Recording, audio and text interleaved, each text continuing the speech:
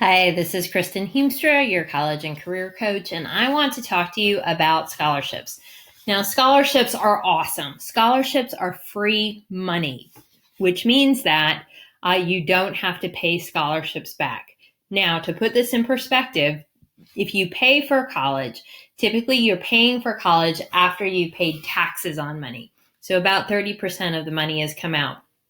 So if you have $10, you pay taxes. We'll say you have $7 left. That is the amount of money you typically pay for when you pay for education. A scholarship doesn't have taxes attached to it as of right now. Now that may change with some of legislation and things like that. But for right now, it's just money that's given to you that you can then use for an education. So let's talk a little bit about the different types of scholarships. There's three main areas where you're going to see scholarship money come through. What I have up right now is the government. The government does not actually give scholarships. What they do give are grants. And in order to get a grant, you really need to be kind of on the poverty line. Those are the people that you're seeing get the need-based scholarships and merit-based grant money. Federal Pell Grants, opportunity grants, and just monies attached to service, people in the service, scholarships for military families. These are just things that's if you want any money from the government, it typically comes out looking like that. So the other place that you can get scholarships is privately. So a lot of schools have private money where families have donated a certain portion of money and they'll give away $500 to $1,000. That information often comes through the College and Career Information Center. The CIC is what it's called in a lot of schools. In addition, there are also other private scholarships. Now, I pulled up scholarships.com. It's a super popular scholarship site. You don't have to pay to find out about scholarships. You'll get all kinds of information saying, hey, we can find all these things. You don't need to do that. They have a search, which you can use for free. The one I pulled up right now is the Coca-Cola Scholars Program. This is a $20,000 scholarship. That is one of the larger ones. You typically don't see scholarships that big coming out of the private sector. Some of the bigger ones, this is, you can log in and create your account, which I'm not going to do. Gates Millennial Foundation has some really big scholarship money attached to it. The Siemens Corporation has a big competition. There are lots of different ways that you can figure out where scholarship money can come from. The other major place where scholarship money comes from is the institution itself. So let's take a look at that. I want to pull up University of Georgia. And the reason I want to pull up them is because they have first year application deadlines. Why do these deadlines matter? Well, they have early action, which we've talked about in some other videos. But then they also have this thing where if you want to be a foundation fellowship and Bernard Ramsey honors scholarships, you have to get your application complete by a certain date. And a lot of schools, you will see a deadline if you want to be considered for scholarship information. So taking a look at what Georgia has to offer, they're giving away about $7 million every year. And here's this honor scholarship we just saw. It's given to 20, 30 students. They want a 3.9 unweighted.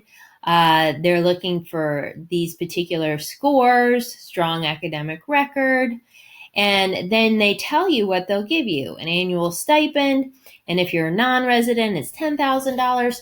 So they give away some really neat scholarships. I've had clients get the Presidential Leadership Scholarship. But to be considered for these, at least for the Bernard Ramsey, you have to apply by November 1st. But often you'll see that a lot of schools do want for you to be considered for you to have a certain application deadline. Now, some of the scholarships you apply to directly at a school, and some of them you're automatically considered for. As with the case with Georgia, a lot of these scholarships you will find you're automatically considered for when you apply. Now let's take a look at one that's from UNC, the Morehead-Cain. The Morehead-Cain you apply to. Now you can access it from two directions. One, you can be the school nominee Two, you can self-nominate. In my experience at working at the schools, we had about a 50-50 split. 50% of our candidates who got it were nominated by us, and 50% weren't. They were self-nominated when they got it. But this is something you have to apply for, as is this other one, which is called the Robertson. Now, the Robertson is split between Duke and UNC. And it not only, like the Morehead Cain, not only does it cover tuition, room and board, but it also covers summer experiences. So those are very cool. You'll see Duke has their own scholarships. They have quite a few. I pulled up the Duke, the BN Duke Scholars. This you are automatically considered for when you apply. And you can see they have all these different types of scholarships. So you should absolutely go in if that's the school that you're considering. And then we have within the state, I try to stay kind of in North Carolina, the UNC Charlotte has the Levine Scholars Program, full ride, 20 students for UNC Charlotte. And then the Park Scholarship, which is done by state, which is also a full ride, really neat program. These are all super competitive because they're full rides, and these you have to apply to, and you have to be selected for. So it's a little different.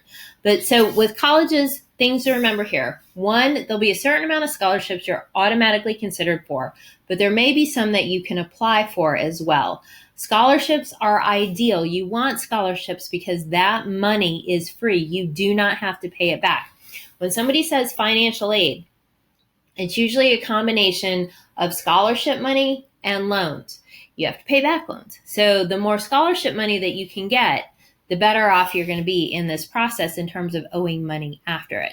So, if you decide to go and do the private scholarships and apply for a lot of these opportunities, the thing to remember, so you can see kind of the directory, where are you going to fit into it?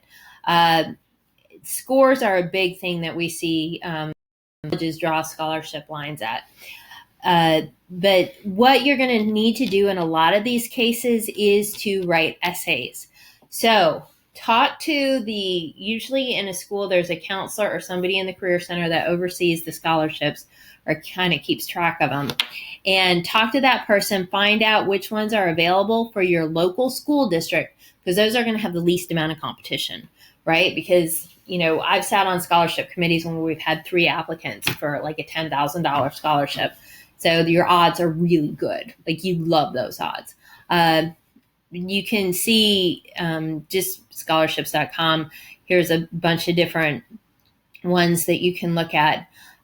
Hope College, you've heard me mention that before. So they have some colleges as well as private ones to consider.